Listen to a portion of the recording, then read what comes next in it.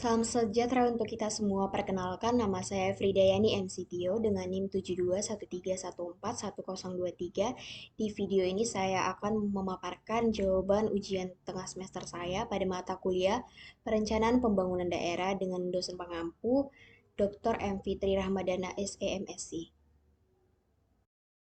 Di sini saya akan menjawab soal-soal dari UTS yang dimana soal pertama kemukakan secara jelas pentingnya suatu perencanaan dalam pembangunan dan kemukakan juga secara jelas kegiatan-kegiatan dalam suatu perencanaan. Perencanaan dalam pembangunan sangat penting karena membantu kita merancang langkah-langkah yang tepat untuk mencapai tujuan yang diinginkan. Hal ini seperti membuat peta atau rencana perjalanan sebulan sebelum memulai perjalanan. Perencanaan membantu kita menghindari masalah yang tidak perlu dan memastikan bahwa kita menggunakan sumber daya dengan bijak. Nah, dalam perencanaan pembangunan daerah bisa dianggap sebagai perencanaan untuk memperbaiki penggunaan sumber daya publik yang tersedia di daerah tersebut dan untuk memperbaiki kapasitas sektor swasta dalam menciptakan nilai sumber daya yang bertanggung jawab.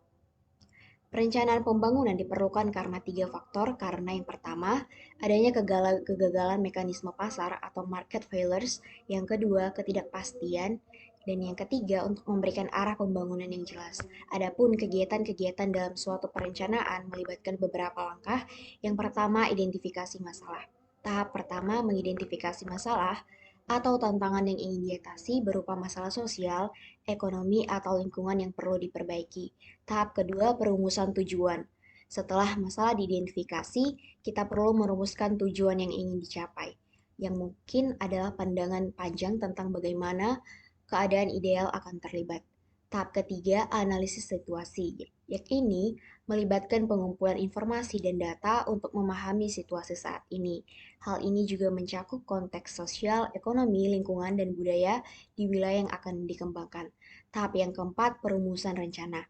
Nah, setelah memahami situasi, maka dirumuskan rencana strategis dan program-program khusus untuk mengatasi masalah. Rencana ini mencakup tujuan, target, dan tindakan yang harus diambil.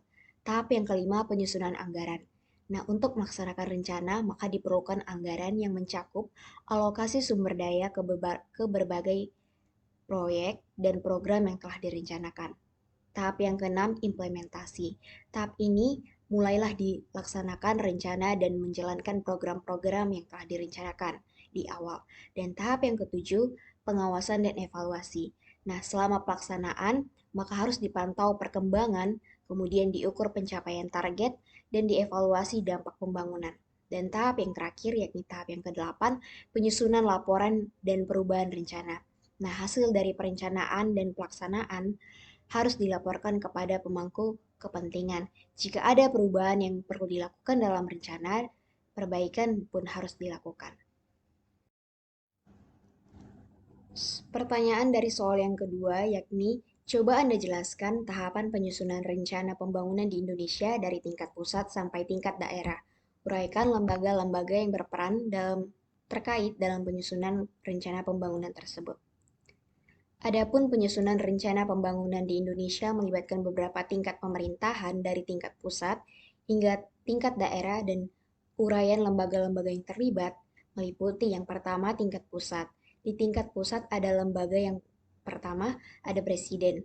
Presiden memiliki peran utama dalam merumuskan dan menetapkan arah kebijakan pembangunan nasional. Kepresidenan merumuskan visi dan misi pembangunan nasional dalam dokumen yang dikenal sebagai Rencana Pembangunan Jangka Menengah Nasional atau RPJMN. RPJMN adalah dokumen panduan utama dalam perencanaan pembangunan di tingkat nasional. Lembaga yang kedua di tingkat pusat yakni kementerian dan lembaga pemerintah pusat. Berbagai kementerian dan lembaga pemerintah pusat seperti Kementerian Keuangan, Kementerian PPN, atau Bappenas, atau Perencanaan Pembangunan Nasional, dan lainnya terlibat dalam merumuskan kebijakan dan program pembangunan yang sesuai dengan visi RPJMN. Yang kedua, tingkat provinsi. Nah, di tingkat provinsi ada pun lembaga yang terlibat. Yang pertama, gubernur. Gubernur memiliki peran dalam mengadaptasi dan mengimplementasi rencana pembangunan nasional ke dalam Rencana Pembangunan Jangka Menengah Daerah atau RPJMD. RPJMD adalah dokumen perencanaan di tingkat provinsi yang menjembatani antara RPJMN dan Rencana Kerja Pemerintah Daerah atau RKPD. Lembaga yang kedua, Badan Perencanaan Pembangunan Daerah atau Bapeda Provinsi. Bapeda Provinsi adalah lembaga yang bertanggung jawab atas perumusan RPJMD di tingkat provinsi. Nantinya, lembaga ini berperan dalam merancang rencana pembangunan yang sesuai dengan visi nasional dan tingkat provinsi. Adapun tingkat yang ketiga yakni tingkat kabupaten atau kota. Lembaga yang terlibat yakni yang pertama bupati atau wali kota. Pada tingkat kabupaten atau kota, bupati dan atau wali kota ini dan pemerintah daerah memiliki peran dalam penyusunan rencana kerja pemerintah daerah atau RKPD. RKPD ini merupakan dokumen perencanaan yang lebih spesifik dan menguraikan program dan proyek pembangunan yang akan dilaksanakan di tingkat daerah.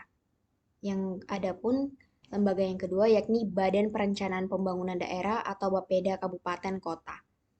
Bapeda Kabupaten Kota ini nantinya bertanggung jawab dalam merumuskan RKPD dan menyusunnya sesuai dengan RPJMD Provinsi dan Rencana Pembangunan Nasional. Dan tingkat yang keempat yakni lembaga terkait lainnya. Di lembaga terkait lainnya ada pun unsurnya yang ini yang pertama Dewan Perwakilan Rakyat atau DPR dan Dewan Perwakilan Rakyat Daerah atau DPRD. Nanti DPR dan DPRD di tingkat pusat di daerah dan daerah memiliki peran dalam membahas, memantau, dan memberikan persetujuan terhadap dokumen perencanaan seperti RPJMN, RPJMD, dan RKPD. Nanti kedua pihak ini akan memastikan bahwa rencana pembangunan tersebut sesuai dengan kebutuhan dan kepentingan masyarakat. Dan lembaga yang kedua yakni lembaga lembaga swadaya masyarakat atau LSM dan masyarakat sipil. LSM dan masyarakat sipil memiliki peran dalam memberikan masukan, kemudian mengawasi pelaksanaan program, dan memastikan transparansi dan akuntabilitas dalam penyusunan dan pelaksanaan rencana pembangunan. Soal yang ketiga, yakni di mana pertanyaannya, apa yang dimaksud dengan tahap-tahap dalam proses perencanaan pembangunan? Uraikan dengan disertai contoh. Proses perencanaan pembangunan melibatkan serangkaian tahapan yang digunakan untuk merumuskan, melaksanakan, dan mengawasi rencana-rencana yang bertujuan untuk mencapai tujuan pembangunan. Adapun tahapan-tahapan dalam proses perencanaan pembangunan beserta contohnya. Tahapan yang pertama, identifikasi masalah, yang dimana tahap ini adalah perencanaan yang diidentifikasi masalah atau tantangan yang dihadapi oleh suatu wilayah atau komunitas. Contohnya, masalah kurangnya lapangan pekerjaan untuk pemuda di suatu desa. Tahap yang kedua yakni perumusan visi dan misi, yang dimana membuat visi sebagai gambaran jangka panjang tentang masa depan yang diinginkan dan misi sebagai pernyataan tujuan dan langkah-langkah yang harus diambil untuk mencapainya.